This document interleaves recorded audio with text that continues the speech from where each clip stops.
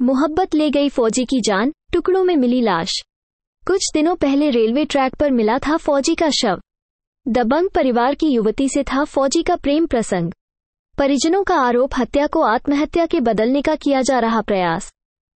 पूरा मामला थाना जैत क्षेत्र के गांव जैत का है, जहां 2 मई को मेरठ में तैनात फौजी लोकेश छुट्टी पर घर आया हुआ था और अगले दिन उसका शव रेलवे ट्रैक पर संदिग्ध परिस्थितियों में टुकड़ों में पड़ा मिला था। जहां परिजनों का आरोप है कि उनके पुत्र का प्रेम प्रसंग पूर्व में दबंग परिवार की एक युवती से चल रहा था और किसी बहाने से बुलाकर लोकेश की हत्या कर दी और इस हत्या को आत्महत्या में तब्दील करने के कोई लोकेश के शव के टुकड़े कर रेलवे ट्रैक पर फेंक दिए।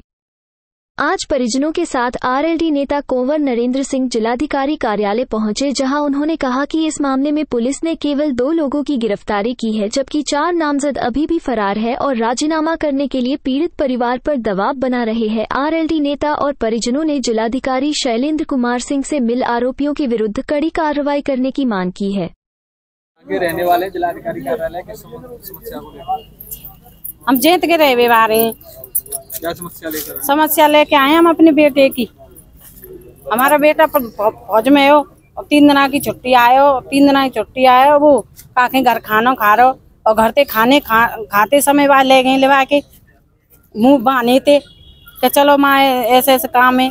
और 22 दिन गायब कर लियो, 2 दिन तक गायब रखे हो काट के और माँ डारे आए रेल की पटली पे, और रेल की पटली पे डारे आए तो पता ही ना परी, का उन्हें बताई नहीं।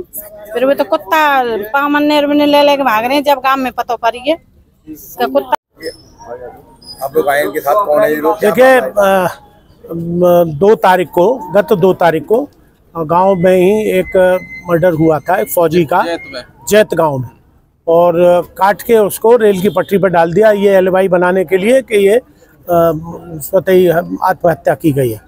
और उसमें 2 लोग भी जो पकड़े गए थे वो पब्लिक ने ही पकड़ के दिए थे पुलिस को। पुलिस ने आज तक उसमें कोई काम किया। हम लोग एसएसपी साहब से भी मिले थे और उन्होंने क्राइम ब्रांच में शिफ्ट भी कर दी थी, लेकिन उसके बाद भी आज तक कोई अपराधी पकड़ा नहीं गया। नामजद लोग हैं, गोपाल नाम का नामजद मुलजिम है, लेकिन आज तक कोई नहीं पकड़ा गया। और वो डंके की चोट पे कहता फिर रहा है मैं तो पैसे के दम पर कुछ भी कर सकता हूँ। तो आज हम लोग ऐसे डीएम साहब से मिले, राजेंद्र सिंह जी, और हम पूरा समाज है, महिला, उसकी बेवा पत्नी भी है, वो सब लोग मिले हैं। ये देखिए इस तरह से काटा है उसको, जैसे कोई बकरे को काटते हैं उस तरह से ही वो कट इनटू पीसेस।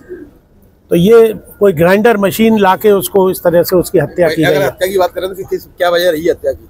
वजह तो ऐसा है, उसे एक चंचल नाम की लड़की से उसका अफेयर था, इसमें कोई झूठ बोलने की बात नहीं है, लेकिन वो इस सीमा तक नहीं था कि उसका इस तरह से कत्ल किया है। ये भी शादीशुदा था, वो औरत भी शादीशुदा है। उसी ने फ़ोन करके इसको बुलाया, पहले इसको ले गए, बातचीत करी, इसको बंद कमरे में ले जाके मारा पीटा।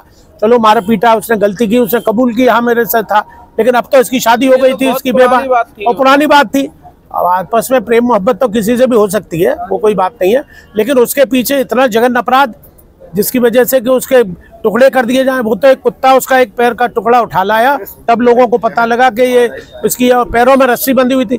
अब रस्सी बांध के कौन जाके रेल की पटरी के नीचे लेटेगा?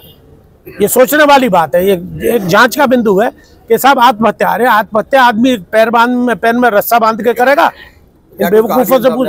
डीएम साहब ने कहा है कि मैं शाम तक बात करूंगा, एसएसपी शायद है नहीं, हालांकि उन्होंने भेज दिया। हमने एसटीएफ की मांग की है कि एसटीएफ से इसकी जांच कराई जाए, या कोई आईबी करे या कोई बाहर की एजेंसी करे। हमें मथुरा की पुलिस पे कोई वो नहीं है।